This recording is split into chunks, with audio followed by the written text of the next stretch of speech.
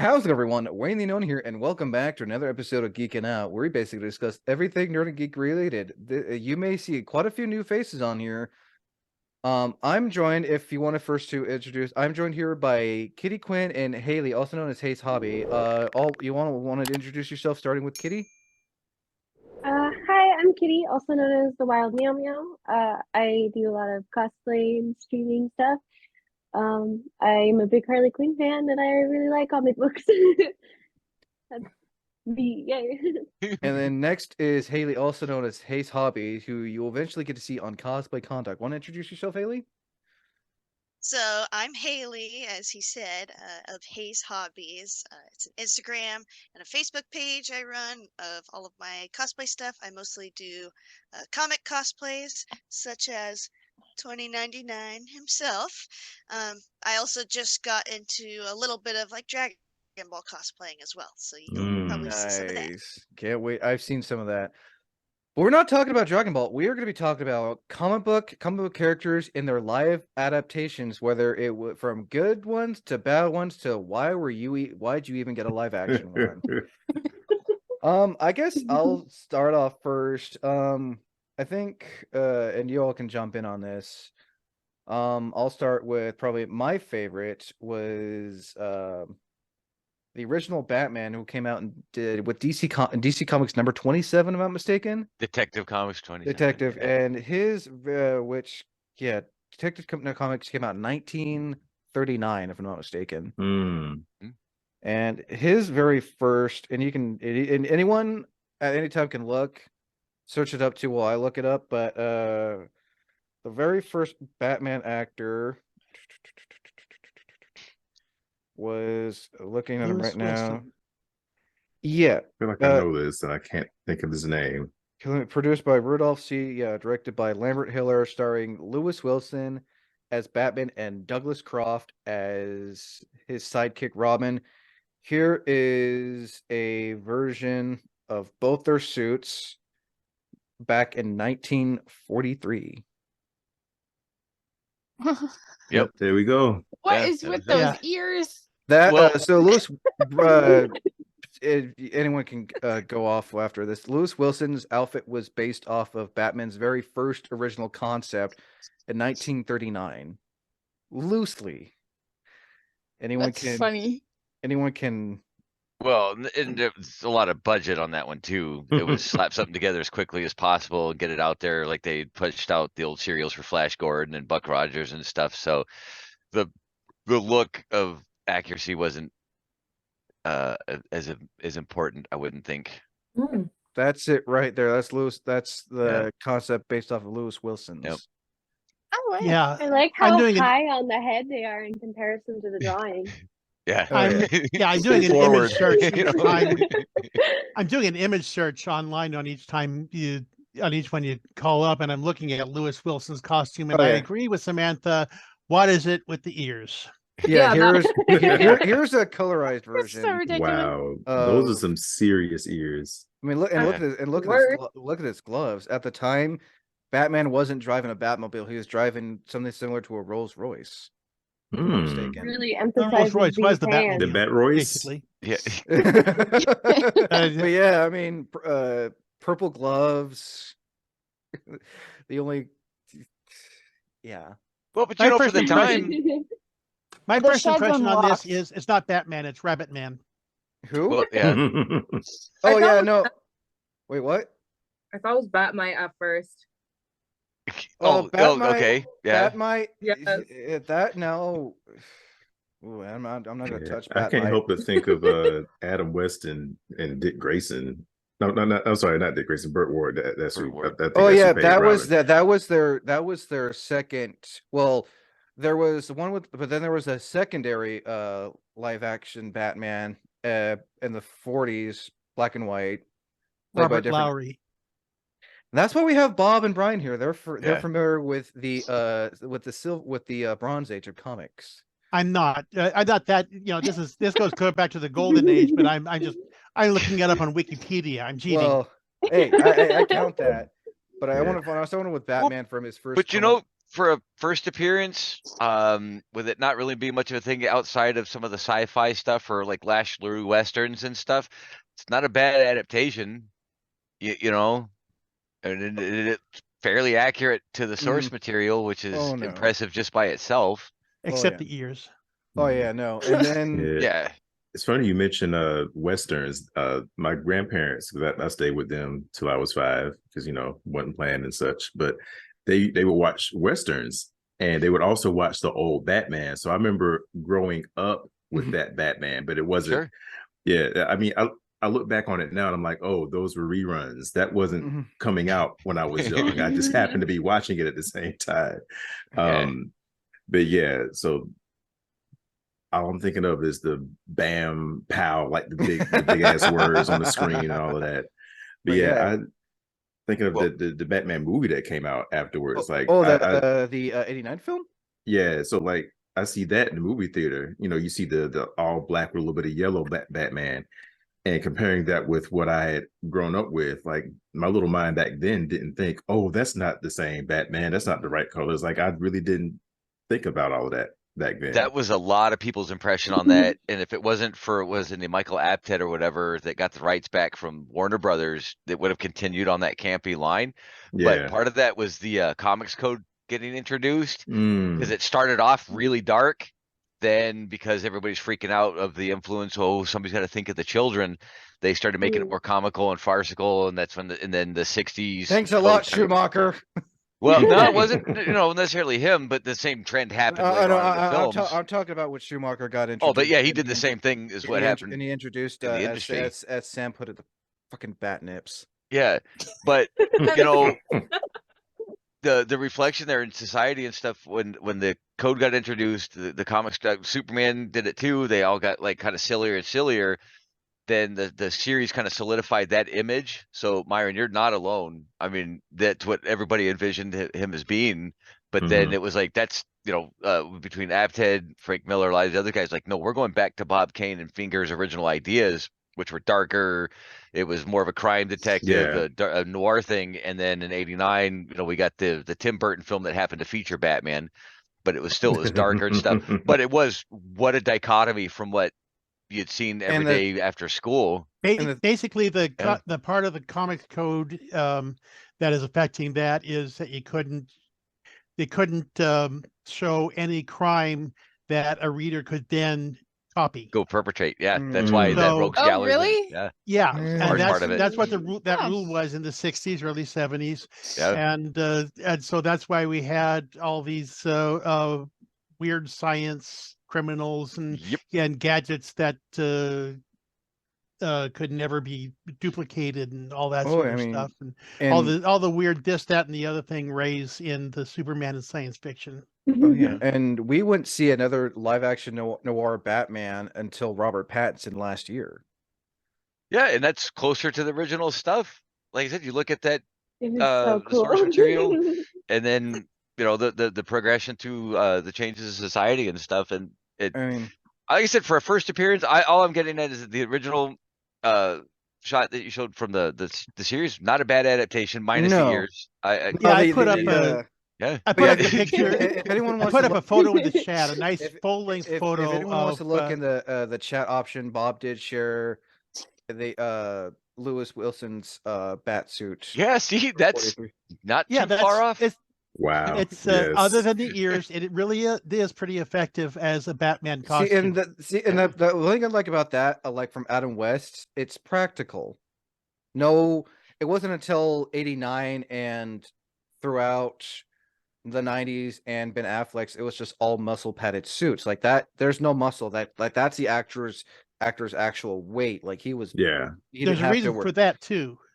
As this Kitty, the style of art your advanced. web. Yeah, there we go. There we go. The style of art advanced. So in the early days, they just showed what the figure would look like in wearing spandex, which is what Kirk is doing. And we won't see that again. Adam West had was and we won't see that again. spandex. And we won't see that again until Robert Pattinson. Robert Pattinson didn't wear any muscle suits or anything. Yeah, No, it was just armored. The muscles on that and so many other costumes, including the recent, Superman and Shazam. It wasn't until like the 70s, I think it was, and Brian can fix me on this, but I think about the 70s that you started seeing muscle definition in our superheroes. Yeah, probably late 70s on that is when they started really pushing, and because you had guys like Frank Frazetta coming to the forefront, Boris Viejo, a lot of these artists that were following a lot of bodybuilders and using them as reference, and then it translated over. If we're gonna make our heroes superheroes, let's make them really superheroes, and kind of bulk them up. And it was just a reflection of the times and stuff. And Joe Weider had an influence on society with pushing all the exercise equipment and stuff like that. So yeah, you started seeing that transition, and then Miller kind of grabbed that and ran off with it. Claremont did. Adams, you look at how much more defined he made Batman during his run. Granted, he had the longer fingers and stuff, but the definition was there, and that's where you started seeing more realistic translations into live action from that point too. Red Brown and Captain America, and Lou Ferrigno with the Hulk. They were just trying to.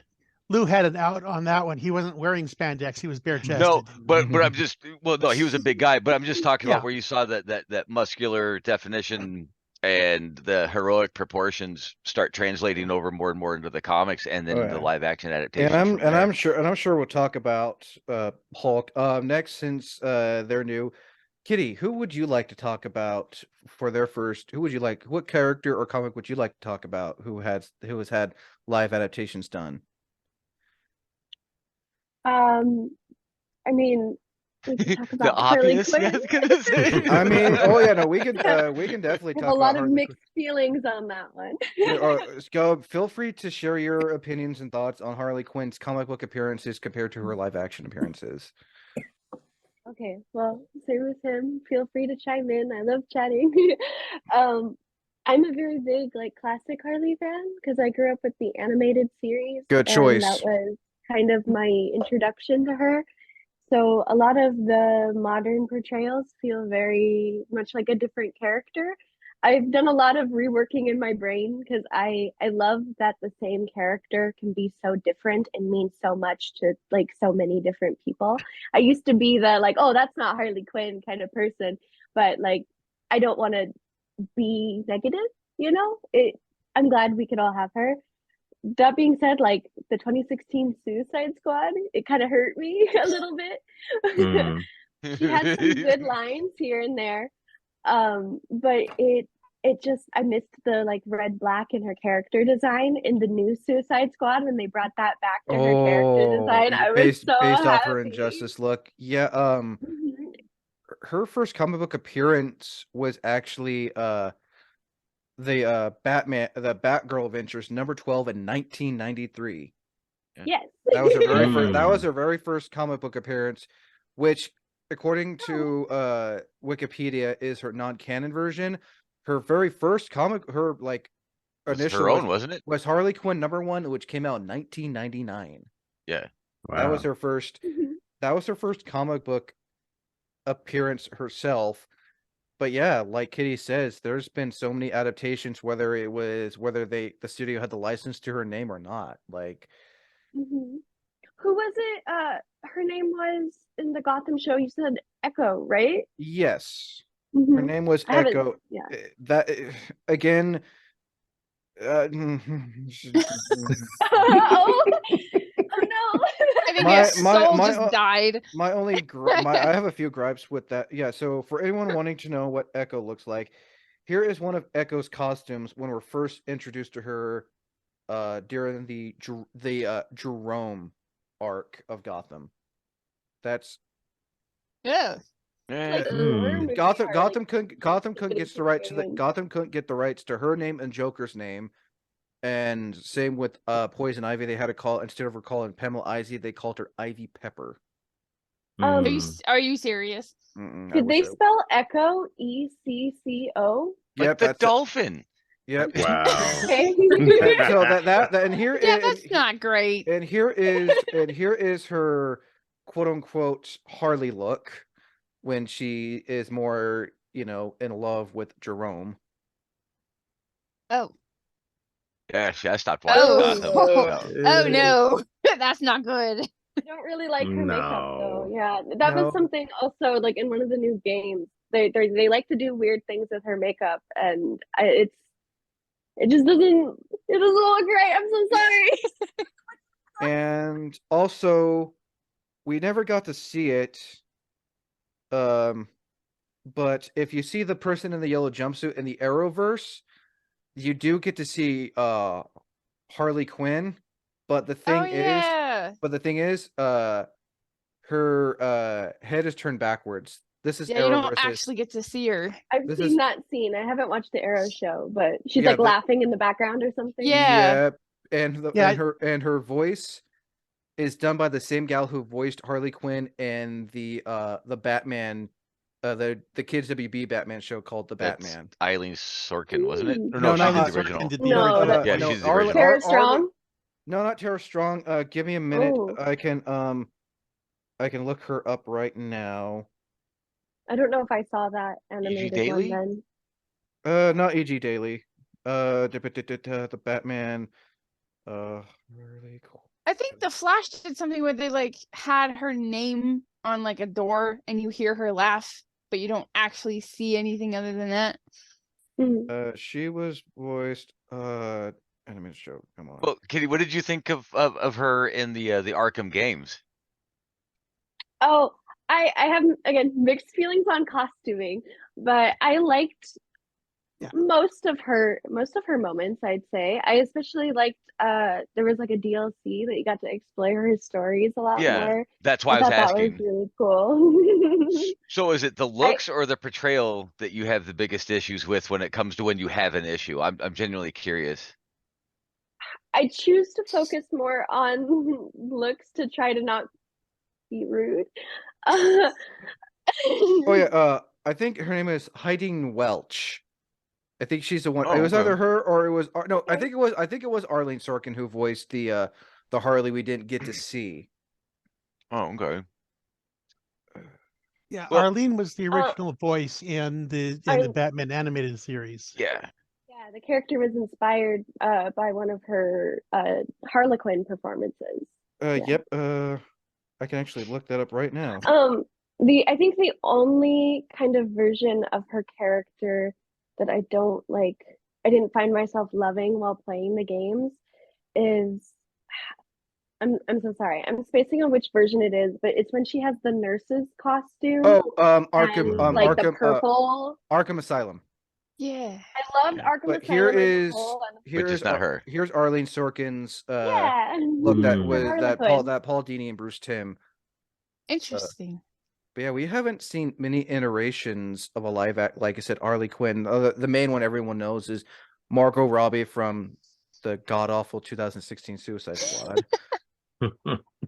If you're not, for me, a little bit easier to accept after seeing where they try to bring her character. But in my opinion, as a whole, kind of 2016 Suicide Squad is a fun, hot mess. Because I really loved Killer Croc too, and I loved the prosthetics because apparently that was all prosthetics and it was beautiful. It was all it was practical. Oh wow, my boy Dirty. no CGI done to Killer Croc at all, and that's a character we may be talking about. Being in that suit all day, oh my goodness, it was probably so warm in there. Oh no, but yeah, he did pretty dirty there. I felt like.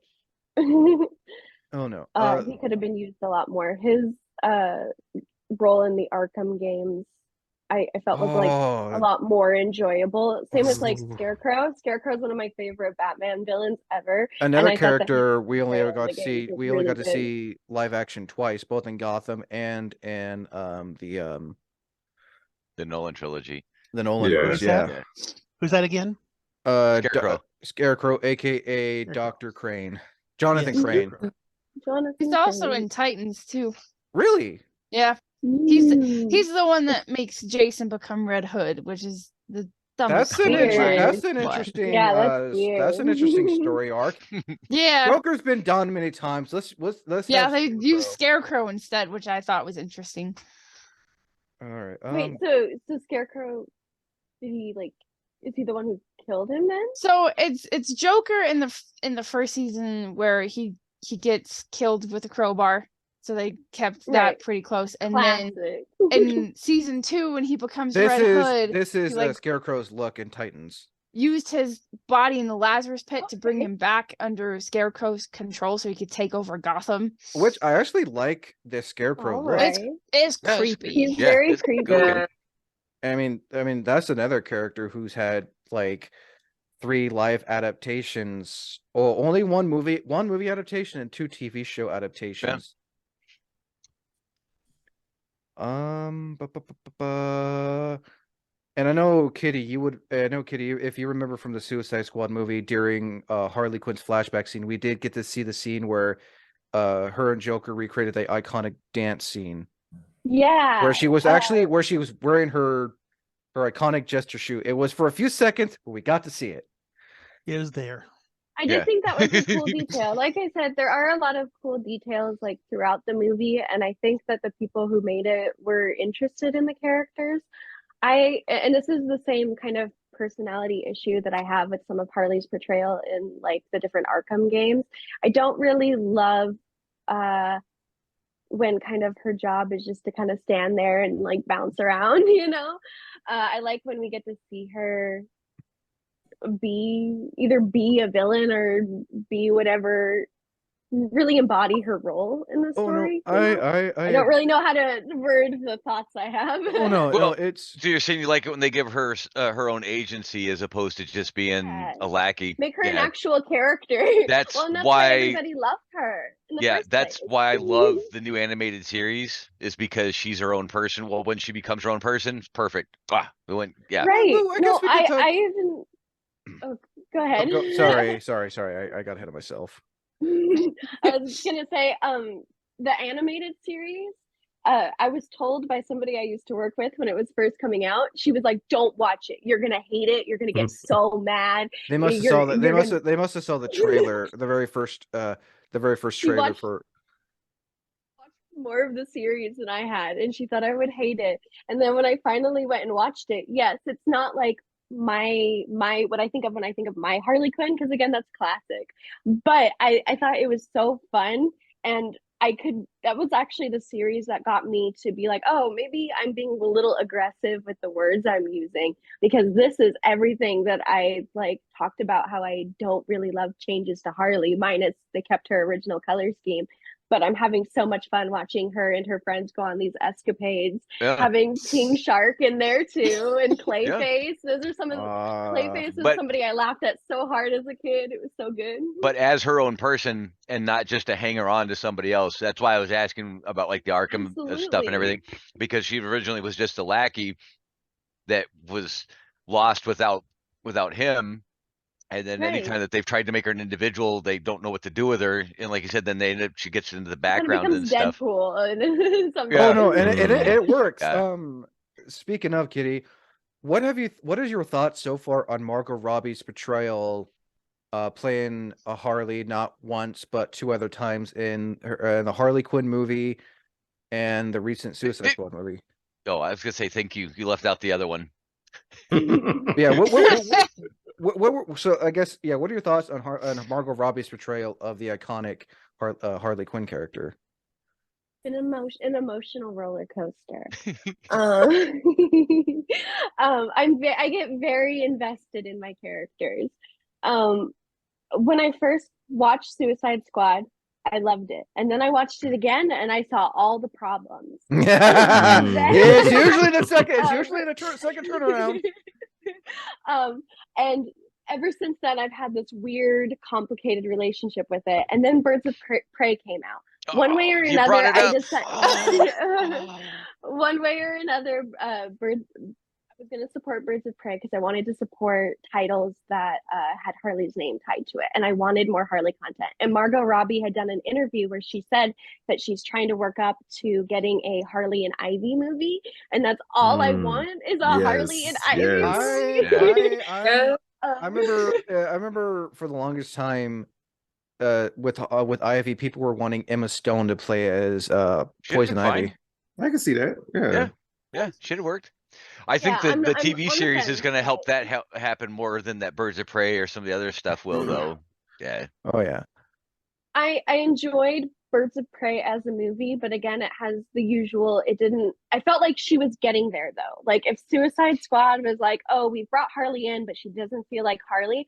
Birds of Prey, they brought in a little. I loved that they showed how like she's so over dramatic and expressive, and like the scenes where she's crying and meeting new people. The scene where she's going through the police Yeah, that's precinct my and does a bunch of favorite. Run, cocaine. piggy, run, piggy, Hmm. run. I thought we were getting there, and I've actually cosplayed one of her outfits. That's the only movie cosplay I've ever done. Is Which version? I did her outfit. It's the outfit under the what's the word? The tinsel jacket that she has. Ooh. I did not get the tinsel jacket because I worked at a store that sold them, and I cleaned up tinsel for weeks. And I just did not want that in my home. You're just basically said fuck tinsel. Yeah. Yeah. That stuff sucks. It's But terrible. I did the Harley fucking Quinn T-shirt. Oh, I'm sorry. Nice. Can I swear on your podcast? It's too late now. So Beep, unlike beep. cosplay content where you can say one F word, geeking out in the gaming content, you can say the F word as much as you want. I will mute you if you say the C word though. Oh, duly noted. Thank you. I thought it was about cosplay. That's a C word. No, I'm just kidding. The comics. Man. But what did you think of her? What did you think of her trailer? What did you think of her portrayal in the Suicide Squad sequel reboot? I thought there were a lot more details that were kind of added in. I really loved this scene when she's breaking out of being captive and we get to see all the like birds flying around her and the flowers. It reminded me of, I can't remember which comic it is exactly, but there's a comic where she's holding somebody at gunpoint and she's holding her pop gun, right? And she shoots him with the pop gun and is like goes on her merry way, and he just gets knocked out. And then you get to see in another panel, you find out that that's just what Harley was seeing, and she had a real gun and she just killed this man, and you see like a pool of blood. So I loved that in the new Suicide Squad, you got to see a little bit of that like disconnection that Harley has from the world around her with seeing like the cartoons and stuff. Maybe it wasn't supposed to be a reference, but that's how I took it, Hey. and I loved it. So I was gonna give Margot Robbie props to doing her own stunt when it came to using her feet and everything, choking that guy. That was Margot Robbie actually doing that strangulation scene with her thighs. and credit where credit is due. In the 2016 Suicide Squad, when she's running through the elevator and flips the man, she did that too in heels. So, wow. she did like. There's a video out there where you can watch where she goes from like God. having somebody support her and basically flip her to being able to do it herself. And she said that it was basically just you have to make sure you get your momentum up. Props So to her. credit where Props credit's due. She Yeah. does do her own stunts. Like I do think that she cares about Harley. It's just a little bit different than how I care about Harley, you know? Oh yeah, I wholeheartedly agree. Next up is Haley. What comic book character would you like to talk about, and what and their live adaptations? So, one of the first things that I thought of was the whole thing with like the X-Men Fox versus what we could be seeing in the future now that the MCU is planning to do some X-Men movies. You said it, so I don't have to. Yeah. I was going to avoid saying X-Men because I'm like, I could derail this whole conversation with X-Men. Oh. I mean, their first appearance was in the Uncanny X-Men #1 in September of 1963, created by Stan Lee and Jack Kirby. It was also Beast. What before Beast turned blue, he looked like a caveman. Yeah. One of the things that I actually really like about the Fox X-Men costumes is I kind of see what they were going for. So it feels like the X-Men are very, very much in the real world, versus like, you know, with comics, or at least in the very early stages, it was, you know, escapism for people of exploring a world that's foreign to our own. But the thing about the X-Men is that the X-Men are not that foreign to our world. It's very much a kind of a lens into analyzing our own world. You Yeah. know, Yeah. all different kinds of things. So a lot of people are like, "Oh, the X-Men costumes are so boring because they're just like black jumpsuits and this and that." But Or think prefer about it. In yellow the real world, spandex. if you've got people you know, oh, hello there. If you've Hey. got people going undercover and saving the world, realistically, they would not be wearing bright spandex. You know, it's a more covert operation. Uh, you know, and even though it was kind of unintentional, I feel like it kind of led to Logan, where the comic books exist in the universe, and it's kind of like this Oh, glorified that's right. adaptation. Yeah, In the yeah. Logan movie. Yeah. Right. It's kind of glorifying, you know, all of basically like Logan's trauma with all of the stuff that he had to deal with, and the fact that he outlived like all of his family. Oh yeah. And Yeah. I feel like even though they probably did not initially think of that way back in the 2000s when they were making the X-Men movies, I feel like it really solidifies like, wow, this could be something that could take place in our real world. Um, so Okay. yeah, you know, and I feel like too, you know, it doesn't like glorify the X-Men in that sense of like, you know, it more so hones in on all of the themes that X-Men portrays. And there hasn't been any other live adaptation of the X-Men unless you want to count Professor X's cameo in Multiverse of Madness based off his Yeah. 1990s X-Men animated show look. Well, indirectly, you do have the Gifted, which keeps everybody in plain clothes. So, and I didn't it's see that. mainly Was it minor good? characters. Wait, what was that, Kitty? I didn't see that one. Was it good? Multiverse of Madness? It was No, above no, The average, I Gifted. would say. Oh, The Gifted. I've never Um, heard of that. that would one I of was the I wasn't a fan. yeah Oh. I would kind of count it as above average. I give it kind of a B to B minus. There are a couple of the characters that I would like to see revisited as the Marvel Cinematic Universe continues to go multiversal. Someone can show me. Yeah. Yeah, that's it. There we go. And Yeah. it's and Yeah. ironically, it's by Fox. Yeah. Ooh. Mm. Yeah. I had Well, such Fox a had the X-Men property at that time, and most of the characters are out of the I like X-Men. how their costumes look though.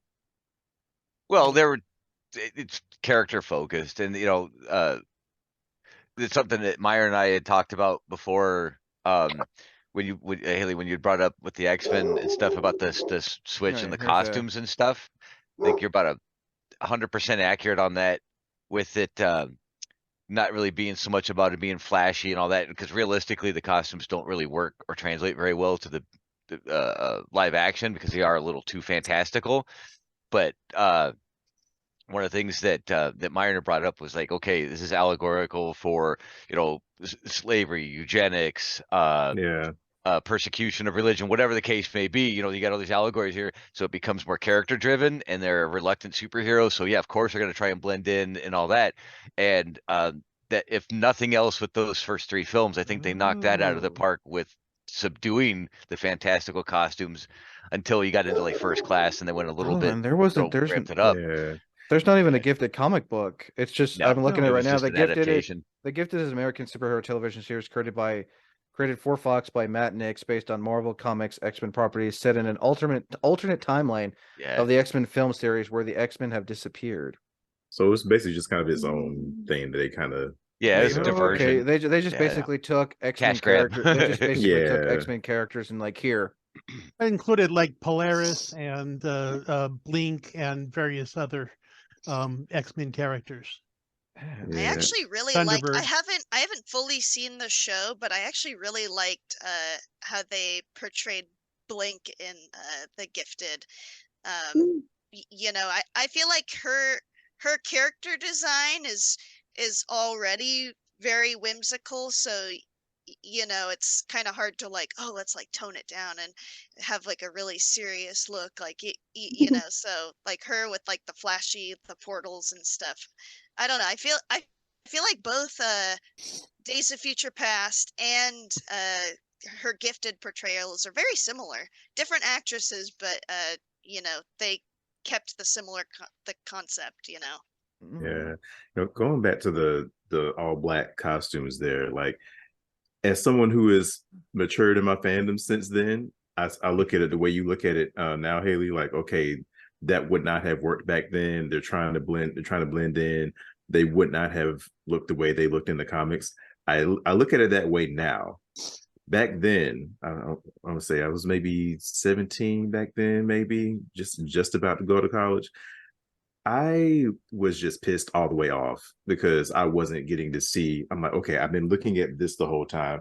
Oh, X-Men movie, yay! What the fuck? Yeah. So like that. Fair enough. I was mad at that, but on the flip side of this, now I'm trying not to give Bryan Singer too much credit here because I really don't like what he did with a lot of things. But maybe, just maybe, the X-Men had to do that in order for the MCU to kind of do this good happy medium, because like we don't want them to look exactly the way they do in the comics, because you know seeing Hugh Jackman in a yellow spandex all the time. But they have to be recognizable, seeing though, someone too. 5'3" too, you know. Yeah. But what WandaVision showed us just how cheesy those costumes would look. Oh yeah, the whole episode. If they actually did that, it right? would they not wouldn't work. Right. Yeah. So maybe we had to get as a joke, yes, but serious no. Oh. Yeah. So maybe we had to get the bland, boring, all black X-Men to get what we get in the MCU, where it's a perfect mix of what's realistic versus what we grew up with. And lastly, what was I going to say?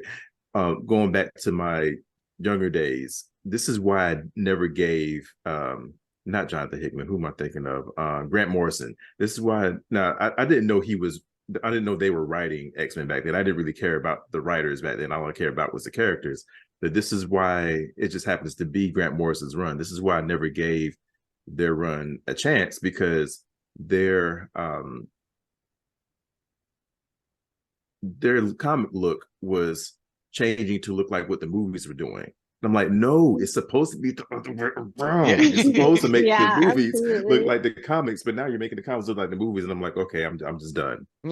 Just throw your hands. I do plan on going back and reading that run because I've heard so many good things about it. I'm like, okay, I was in my feelings back then, so let me actually give this a chance.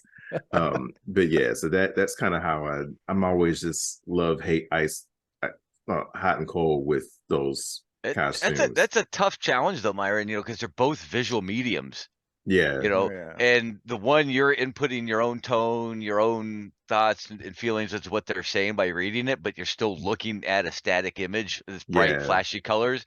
The other, you're seeing it moving. So yeah, I'm with you. Grant, he's phenomenal in most stuff that he does, but yeah, it was a tough one to get past seeing the black leather, and that's it. You know, there was just nothing else to it.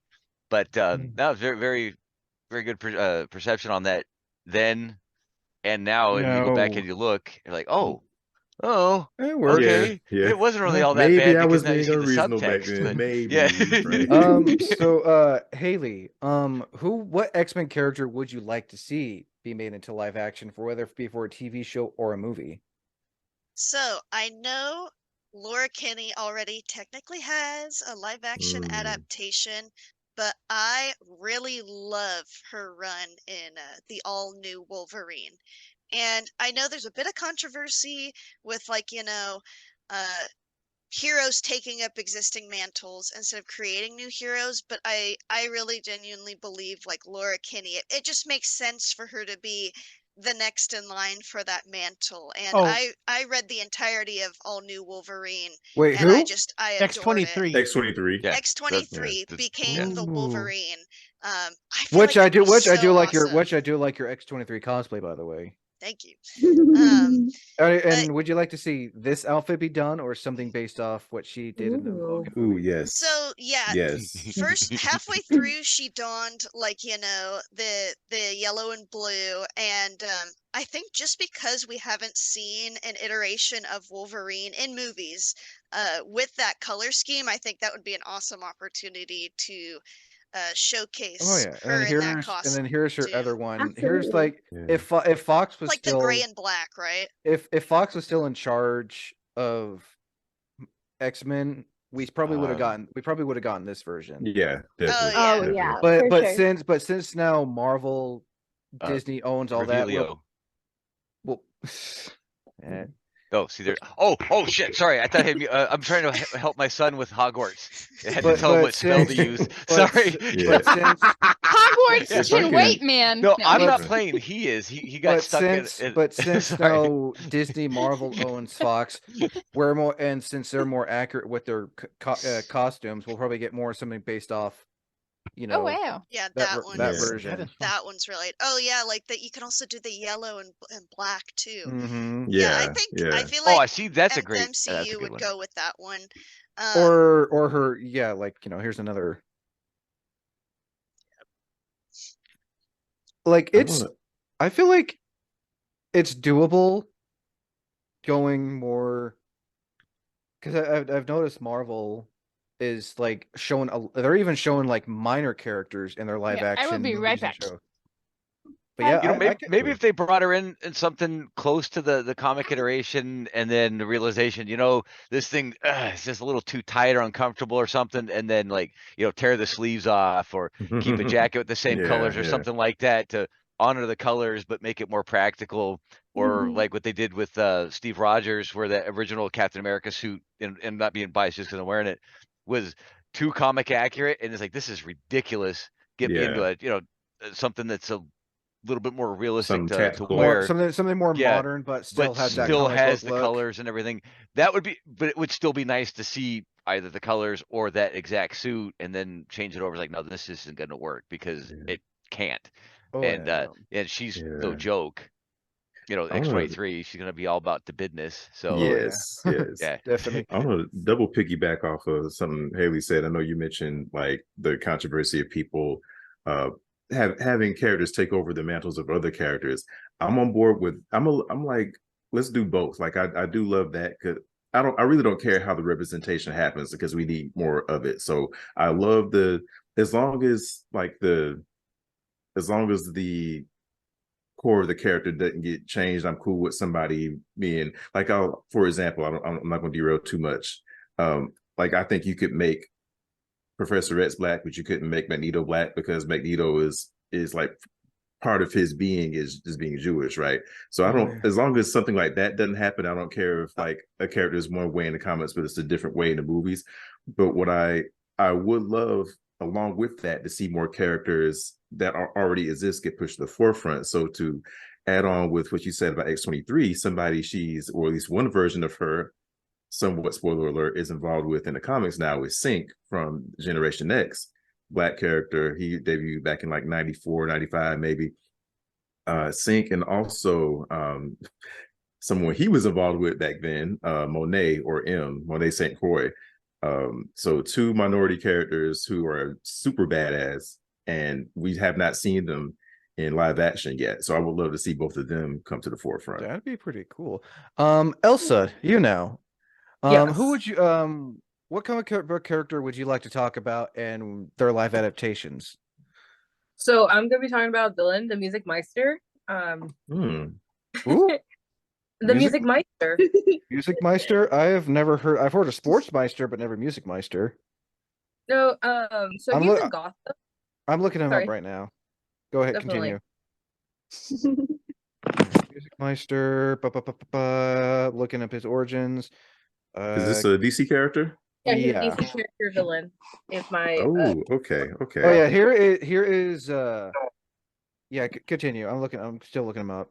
Oh no, I'm trying to Created by Mike. Camera Is a this fictional character created by Mike Jelmick and James Tucker, who first appeared in Mayhem of the Music Meister, an episode From the he first appeared in the Batman the Brave and the Bold.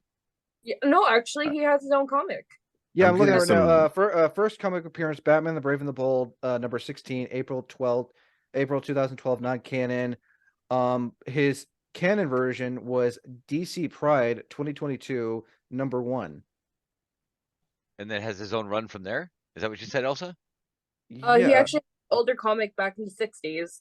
I'm Oh, getting some musical Riddler vibes looking at one of these photos. Yeah, so I'm looking. I believe they came out in the 60s, but I can't find anything on that. oh, here, let me find. I actually This is the one I found here. Wow. Okay. yeah.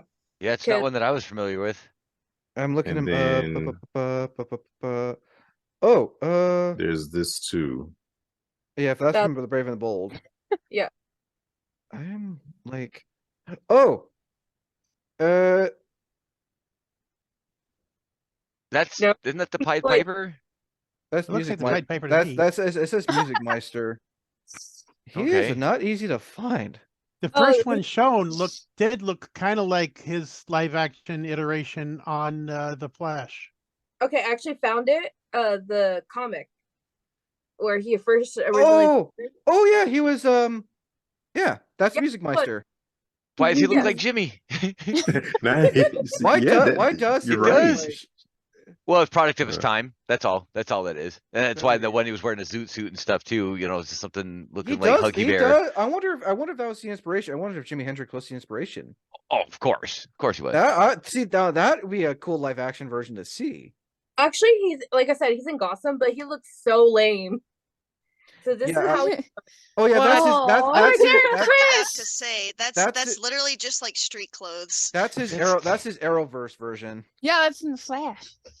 The whole musical episode with the Flash and Supergirl. Yep. That's Which his. was Yep. fun. Yep. It just doesn't look. It just looks. He's also from Glee too. I know that. Well, one. that makes perfect fucking sense. So I'm not even remotely familiar with it. What's his powers or backstory, Elsa? So his backstory is basically when he inquire something he was really bullied. So each time he sang, his power is like basically mind control. So whatever he sings, he can control anybody. like the Hmm. Pied Piper. Yes, basically. or referring to- like the Orphean myth, which is probably what they based that when he sang the whole world listened. Interesting. Or also reminds me of Martin Mull's character in Wonder Woman. Yes. Actually, fun fact: Neil Patrick Harrison was in that music in the episode Batman Brave and the Bold. So Of course. of course. I mean, he was Dr. What's his name in that movie with Dr. Horrible sing along. Thank What's the you. matter with you? Yeah. Oh, Captain God. Hammer, man. You know, Captain Yeah. Hero. Oh my goodness. well, yeah, you know how I am with musicals, Samantha. You Yeah, I it's a know. I miracle- get it from you. Yeah, I know. Yeah.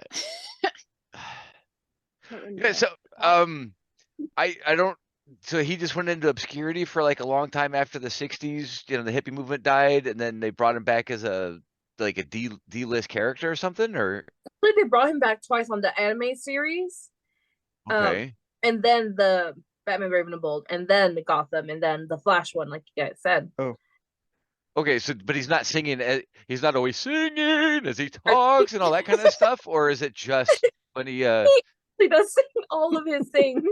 really, oh, so all his lines are oh wow. Okay. If So he's not doing a Oh.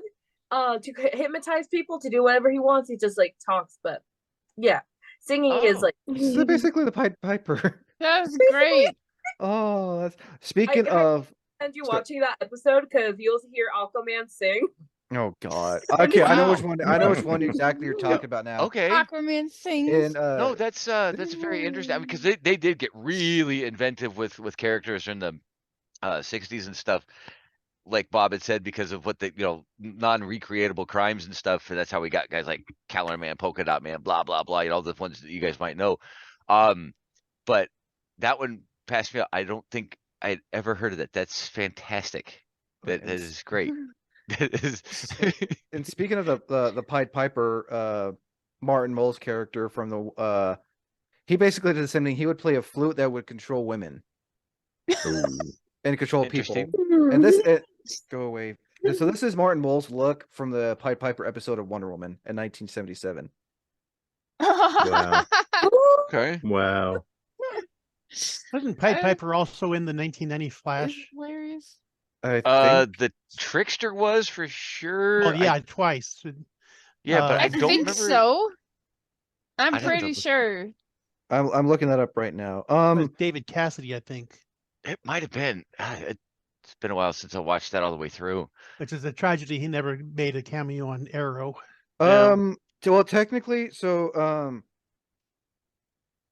yeah, Arrowverse, DC Flash. This is a Pied Piper from the DC the Arrowverse. Okay. Looks so emo. He looks like Riddler. Yeah, it's kind of a interesting change in style and tone. So, Elsa, real quick, what's the attraction to that character for you? Are you just into Musicals. these musicals? Okay. Well, no, I get it. Trust me. All the criteria Wait, that's required, right? Yeah. Oh yeah. Yes. No, I totally get it. It's Unlike, like, look, I sat through Oklahoma just because Hugh Jackman is in it. So, and I love musicals. That one was not very good, but I love Hugh. But yeah, I'm a huge musical nerd. So yeah, I get it. That's why I was just curious. Oh, my That's an goodness. interesting power. That's cool. yeah, I mean, it's better than looking on the bottom shelf for a good book. Yeah. Fair enough. Sometimes you get surprised. Oh yeah.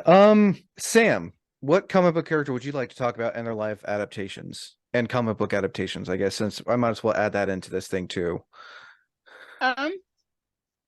Well, because I recently saw the movie, I want to talk about Shazam. AKA Captain Marvel. Yeah. Yeah. Apparently, he outsold most Batman and Superman comic books when he started appearing. Really? Yeah, and then Wow. he like 2 months apart. Yeah. It came out Shazam in was the first live action superhero and not Superman. Oh, really? Well, actually, Yeah. there was a live action Superman in the 30s, the black and white one.